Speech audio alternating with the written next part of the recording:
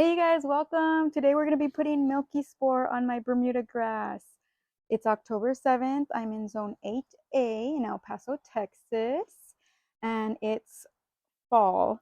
So that's why I'm putting this down now. And fall because it's still 90 degrees out. Hopefully the weather goes down this week. So that's why I'm putting this. I'll show you guys in a clip the stages of a grub worm. And during right now, this time is when they're eating the roots of the grass. So before they start destroying my grass, I'm gonna hit them with this. They eat it, they explode. The explosion makes the other ones die. Weird, right? Crazy.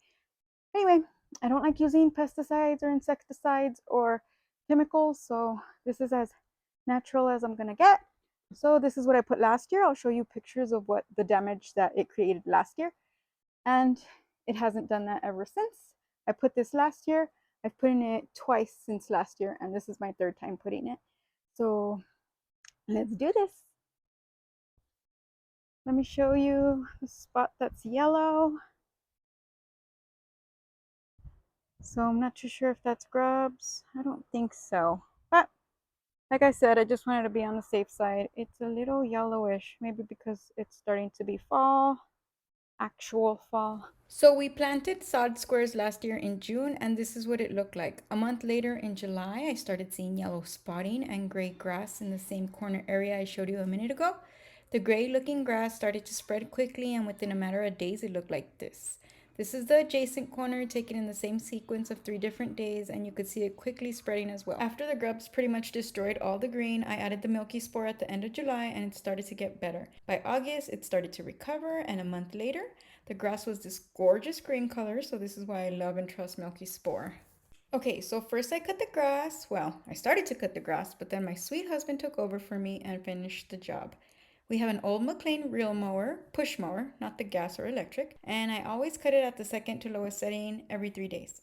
If you want to see how I maintain my Bermuda grass here in El Paso, check out my other 2 videos. Next, I put on my face mask because you're not supposed to inhale Milky Spore. And also I put gloves on because you should try to avoid it touching your skin as it can cause irritation. The best way to cover your lawn is by placing 1 teaspoon of Milky Spore powder every 4 feet in a grid pattern. And you could just spoon out each teaspoon by hand the way I did. Or you could use a drop spreader that you can build yourself. I did it last year but threw it away like a dummy and I didn't make it again.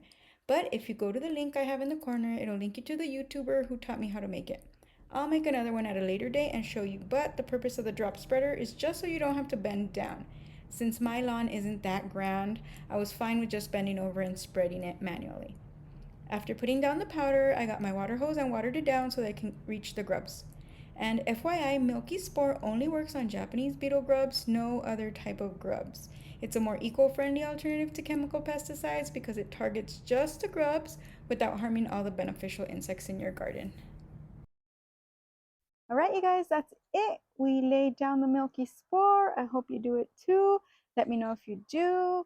Don't forget to like and subscribe, and thanks for watching.